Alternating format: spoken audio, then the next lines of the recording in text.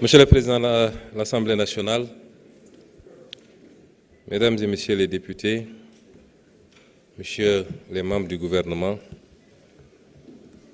chers invités, je crois que cette journée a vécu et elle a été très intéressante. Et après ce second tour de parole,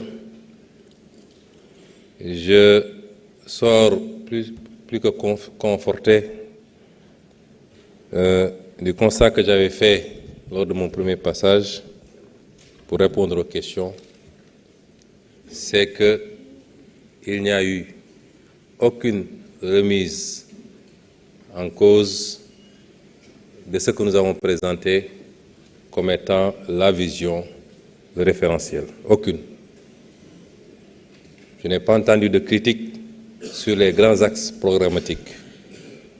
On ne veut pas dire que les orientations de financement ne sont pas bonnes ou que la vision agricole restait à désirer. Il n'y a eu aucune remise en cause. Et j'en conclus qu'à l'issue de ce débat intéressant, les spéculations sur la vision, sur l'existence d'un programme sont désormais totalement derrière nous.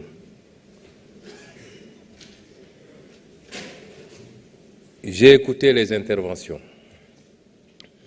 Je dois dire, Madame honorable députée Aïssata Tall Sall, que je suis obligé de vous répondre.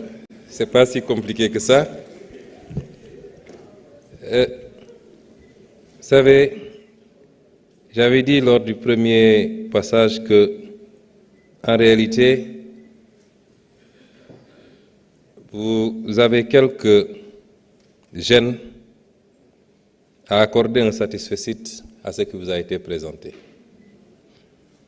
Vous faites de l'avocature et vous avez repris la parole et j'attendais des critiques articulées, structurées sur ce qui a été présenté. Vous nous parlez des institutions. Je crois que le débat a permis de les aborder en profondeur. Vous nous parlez du capital humain qui a fait l'objet de très longs développements dans le document.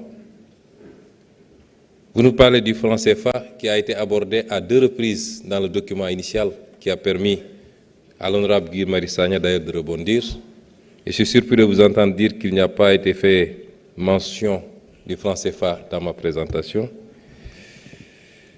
Vous parlez de slogans. Je crois que vous avez appartenu à un régime qui a été le champion du monde des slogans et malheureusement sans résultat au finish. Alors, j'ai parlé du franc CFA dans le document.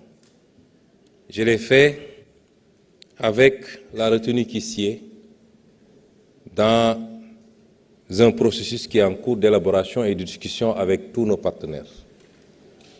Et j'ai été un peu plus en profondeur quand l'honorable Guy Marius Sagna a relancé le débat. Vous nous parlez des conséquences de la motion de censure.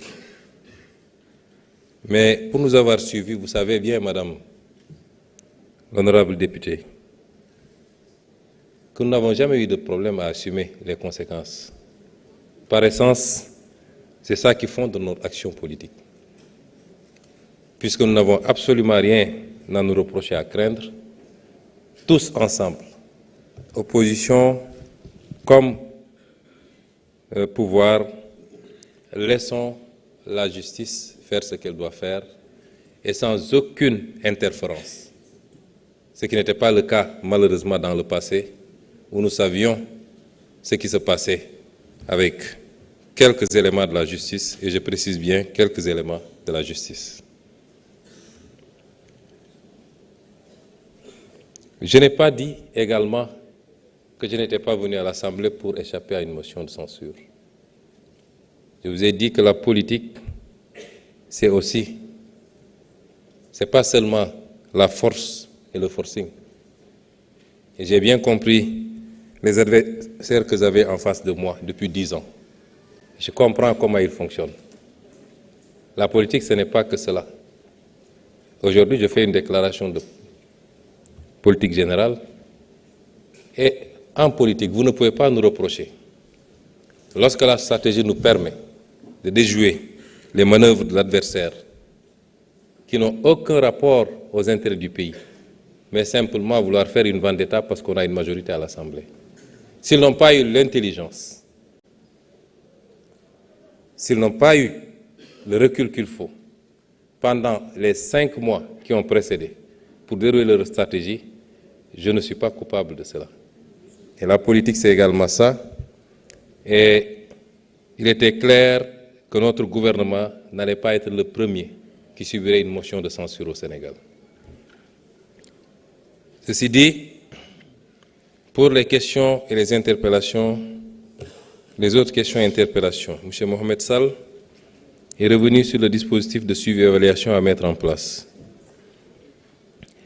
Je crois que j'ai terminé presque par ça, en disant qu'un dispositif de pilotage du référentiel va être mis en place avec le Conseil présidentiel, que le président de la République lui-même suivra, et particulièrement les grands projets, mais avec une unité de coordination qui sera logée à la primature. Ça, je l'ai dit dans ma présentation.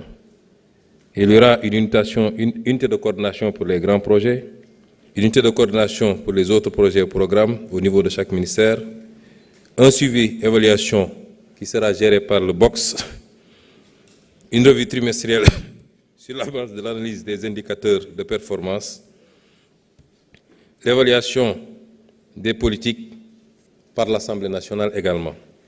Vous avez beaucoup abordé cette question et je vais y revenir.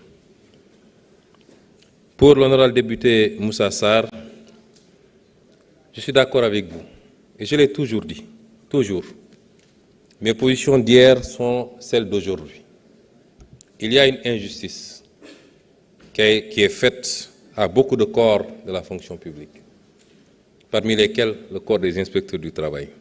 Et c'est pourquoi ils ne restent pas souvent, malheureusement, dans l'administration. Vous ne pouvez pas faire le même concours de hiérarchie A, entrer à l'ENA, faire les mêmes années de formation, sortir avec la même hiérarchie, et que quelques semaines plus tard, je ne dis même pas quelques années, que l'un puisse rémunérer l'autre. Il y a un problème. C'est l'un des dysfonctionnements dont je parlais dans la fonction publique.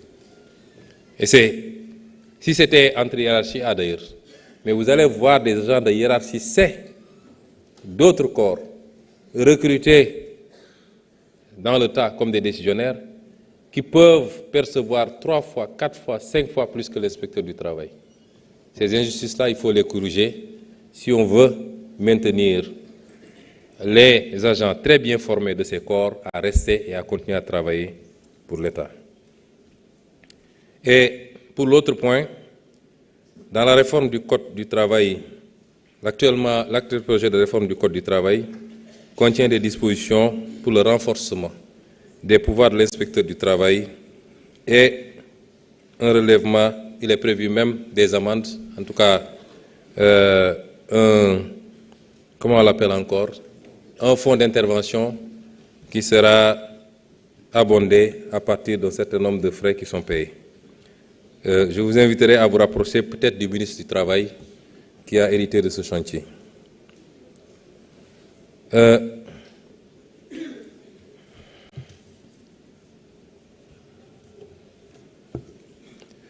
Toujours, l'honorable député Sall a posé